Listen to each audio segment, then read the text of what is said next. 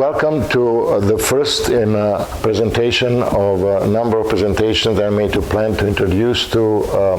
the new CHUK-BAK2 technology. And first of the presentation I want to make is how to use this technology to make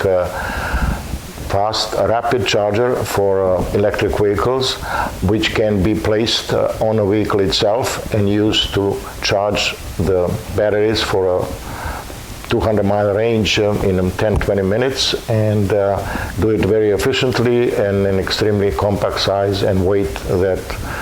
be on the order of an induction motor that is used for a car. So the objective is a rapid onboard charger placed directly on full electric vehicles, which currently cannot be done with any of the existing conventional technologies. And second is this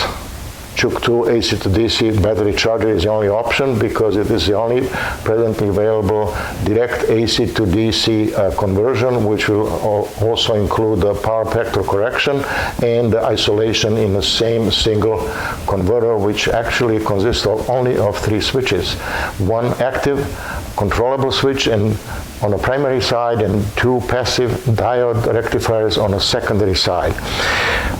This technology also, for the first time, represents a unique opportunity for the application of the gallium nitride devices, which really were not used in any of other present switching devices, and in a way also uniquely improves the efficiency of this converter and drives the cost down and drives the size down, as we'll see further down. Power electronics is a field which started around 1968, 1970. The 1971st conference in power electronics was held, but in a third power electronics conference was in 1973 held at Caltech, which I joined as a doctoral student in 1974. In that presentation, for the first time, the whole field was, instead of originally called in 1970 power conditioning, it was changed to more, I would say, advanced and modern name of power electronics, which has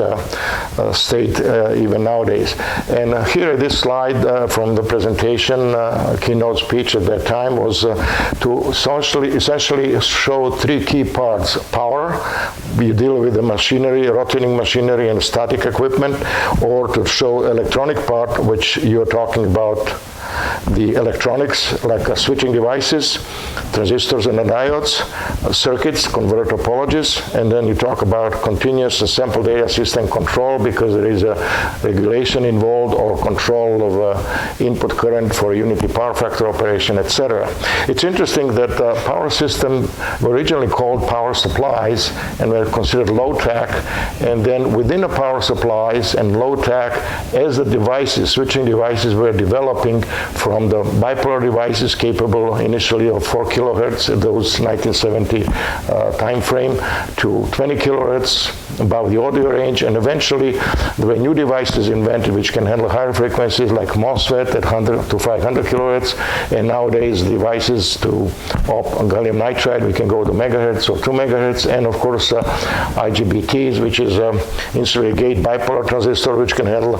significantly higher current on hundreds of amps and higher voltages on a few thousand volts. Then a subsection of this field, which deals with the switching devices, developed in its own right, and the companies which specialize that, and they call themselves power management companies. And they definitely essentially supply components to the power system companies, and of course there is a separate branch developed of a ferrite magnetic material specialists, which provide magnetic material so the designers can use it in their high-frequency switching power supplies. However, the problem is that the power management, as we see here, has developed tremendously in the last 50 years, out of which I was 40 years present in this field since 1974 when I finished my PhD, 74 to 76 when I finished my PhD at Caltech, and was in this field developing initial CHUK converter and then some new technology most recently. The problem is that power supplies in systems stay pretty much unchanged with the same original standard converter topology, which are still around, like a forward converter for which is very popular for medium and low power, and full bridge, which is shown below, which is used for kilowatt and higher power. The problem with those technologies is that they consist only on inductors and transformers and the switches, and they don't use a capacitive energy transfer, and in addition to that, they provide too much stress to the switching devices in terms of voltage, in terms of current, compared to the output voltage and output power they deliver. I developed this, invented this converter, which I originally called optimum topology converter, way back in April 1st, 1975, which is about 40 years anniversary since I invented it. And this is the only converter at the time which had a capacitive energy transfer, and shortly after there was another converter which was developed by Bell Lab called CPIC, single-ended primary inductance converter, which also has a capacitive energy transfer. At that time, it was not realized why that capacitive energy transfer is so much important, but now this really becomes one of the essential components of my new technology, because one of the things that this Chuk converter made possible to introduce a Chuk type isolation transformer, and you notice between original and non-isolated converter, you can just split the floating capacitor C into two connected in series, and then split the connection and just insert isolation transformer. So basically, the topology of original non-isolated and isolated converter basically have the same number of switches, same simplicity, and transformer operates in the most ideal way, which is no air gap, no energy storage in it, and so on. So this is now like 40 years anniversary of the Chuk converter, and two switching methods, coupled inductors and integral magnetics, that I invented at the time, which are very much general, and I'm glad to, inform you that these methods are working very well with some of my new converter topologies. Problem of classic converters is outlined here, and this could be a whole lecture of what are the issues with it, but basically it boils down to that we cannot artificially now add the fantastic new devices which are developed by power management companies, which are handling lots of power in a very small package, very efficiently, but the underlying systems are essentially causing all these limitation of these devices, so they cannot be implemented in a way that we could gain proportionally improved efficiency, much reduced size, and much reduced cost. So it's about time now that we really need to rethink the whole system configuration and converter topologies and find out what is causing these deficiencies and what do we need to do. So here I outline a couple of basics, and at the root of that is we do need a capacitive energy transfer. And if you could look at nowadays and see a capacitor, a ceramic chip capacitor, what kind of power they can develop and how little they cost and how efficient they are and how small size they have, there is no comparison between a capacitive energy transfer and inductive energy transfer. And the second is coming up with eliminating the problems of modern power conversion, which is not capable to do direct AC to DC conversion, but has to do it in 3 stages, you will see in a minute. New technology is capable not only to do the DC to DC conversions, but also AC to DC in a single stage, and DC to AC for solar inverters and the like. So the power objective is really to connect three-phase alternating current, which have been used widely to transfer the power from long distances very efficiently, but we need to connect them efficiently from a three-phase to DC, and one example is where such need arises is for charging batteries in electric cars. Well, you can see how at the present time we are limited dramatically because while the induction motor at 1.5 kilohertz can be placed inside the electric car, and corresponding DC to AC, DC to three-phase inverter can be made to operate a motor in a variable speed, and both are relatively small and can be packed inside the car, but the charger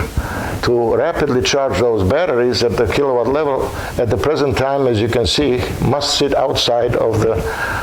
car, and it's pretty big. Even if they use the 100 kilohertz switching frequencies, matrix converter, etc., nevertheless, we're talking about 200-300 pounds. You're talking about 93% efficiencies, and essentially not being able to be carried inside a car at a reasonable cost, and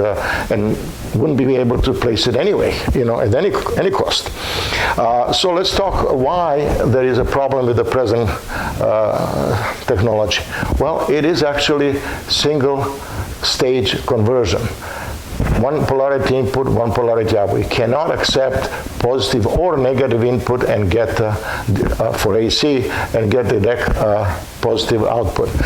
So typically a boost converter is used, but you need to first use a full bridge, which is 4 diodes, which rectify AC line, which is floating, into the rectified AC line, and then a boost converter is controlled in such a way that it operates at high frequencies, such that the average of that rectified line is following rectified voltage input and operate at unity power factor. So we do get a performance, but we have lost the whole front stage, has diode drops and 3 to 5% loss in efficiency. Plus, this is not isolated either. And for the last 50 years, the goal of the whole power electronics industry was to make this power conversion bridgeless, eliminate the bridge to save that. We didn't even think about it that we will be able to put isolation at the same time. In fact, the problem with this technology is because it does rectify the AC line, provides a power factor correction, and you have some DC voltage, but now you need to put another complete converter, in which case is shown here a full bridge converter with 8 switches to provide galvanic isolation at high frequency. So we are talking about 14 switches, 90% efficiency or so, and large magnetic size, because this transformer is really not optimum, as we'll see in a minute. So, for example, if you look at a full bridge and compare the flux at 100 kilohertz and 1 megahertz,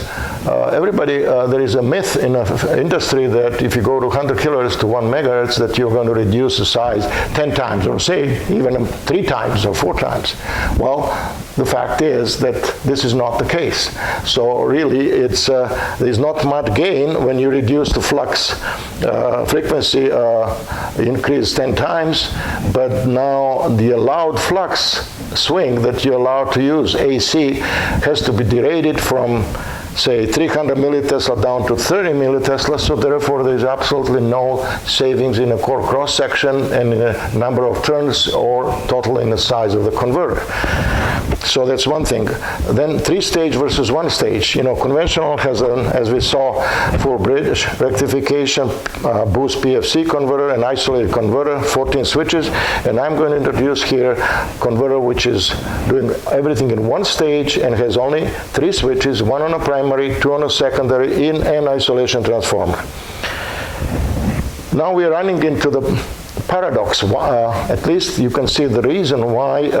this paradox that we have to have external battery charger, which is 200 pounds or more, inefficient and costly, and it provides maybe 30 kilowatt of the power at 150 kilohertz of switching, whereas a Tesla motor at 100 times lower frequency of operation of 1.5 kilohertz and 150 kilowatt is in size and weight at least 10 times or more, 20 times smaller, and yet frequency ratio is 100 to 1. So we're not doing something really correctly in a switch mode power conversion, way away from optimum. Well, here is a typically the inventors are supposed to think outside of the box. And what I showed you here, the approach is inside the box, because rectification stage, followed by the PFC conversion stage, followed by isolation stage. That's a thinking inside the box. And thinking outside of the box is, let's do it all in one power processing stage, and instead of 14 switches, let's do it with the 3, and have only one active switch controlling on a primary and 2 switches on a secondary. So what we need is, we need to really find a way how we can cut the cord and put the converter, AC-DC converter of much smaller size, inside the electric vehicle. Well, if you look at that improvement factor, it's mind-boggling. We're talking about conservatively reducing the size and weight at least 10 times, maybe 20 times, reducing the losses from, say, operating in 99% efficiency versus 90, reducing losses 10, 15 times. What about cost? Reducing cost 10, 15 times. So now you can say the overall improvement factor is ratio